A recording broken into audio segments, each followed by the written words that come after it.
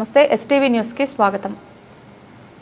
చెయ్యి తడపందే ఏ పని కాదు. ప్రతి జిల్లాలో ఇదే భాగోతం. ధరణి తర్వాత భూభారతి పేరుతో రైతుల కష్టాలు అన్ని తీరుస్తామని రెవెన్యూ సదస్సులు పెట్టి రెవెన్యూ మినిస్టర్స్ ఎన్నో కథలు చెప్పినా ఒక సమస్య తీరలేదు. ఎంఆర్ఓ ఆఫీసుల వద్ద రైతులు పడిగాపులు, చెప్పులు అరిగేలా తిరిగినా పట్టించుకోని సిబ్బంది, 12 గంటలకు కూడా కనిపించని సిబ్బంది. అధికారులకు ప్రభుత్వం అంటే భయం లేదు. ఏ ప్రభుత్వంకు మంచి పేరు రావాలన్నా, ప్రభుత్వంపై వ్యతిరేకత రావాలన్నా ప్రత్యేకంగా రెవెన్యూ మరియు పోలీస్ వ్యవస్థ మీద ఆధారపడి ఉంటుంది. ఈ రెండు వ్యవస్థల్లో ప్రజలు సంతోషంగా ఉంటే ఆ ప్రభుత్వానికి డోకా ఉండదు.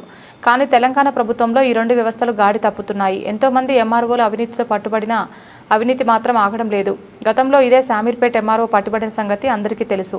రియల్ ఎస్టేట్ మాఫియా ఇచ్చే నోట్ల కట్టలకు ఆశపడి సీక్రెట్గా ఉంచాల్సిన రెవెన్యూ సమాచారం రియల్టర్ల చేతికి అందుతోంది.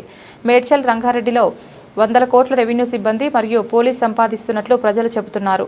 ప్రభుత్వ భూములు, కండశీకుల భూములు లేఅవుట్లుగా వేసి 100 కోట్లు సంపాదిస్తుంటే రెవెన్యూ సిబ్బంది వాళ్లకు సహకరిస్తూ ఎదురు తిరిగితే పోలీసులతో బెదిరింపులు. ఈ మధ్య సోమారం అనే గ్రామంలో 70 ఎకరాల డిస్ప్యూట్ ల్యాండ్ను కొందరు రియల్టర్లు రెవెన్యూ పోలీస్ సహకారంతో 20 రోజుల్లో లేఅవుట్ వేసి 100 కోట్లు సంపాదించిన సంగతి మేడ్చల్ వాసులకు తెలుసు.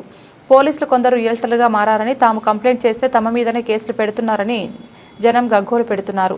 ముఖ్యమంత్రి గారు వెంటనే స్పందించాల్సిన అవసరం ఉంది.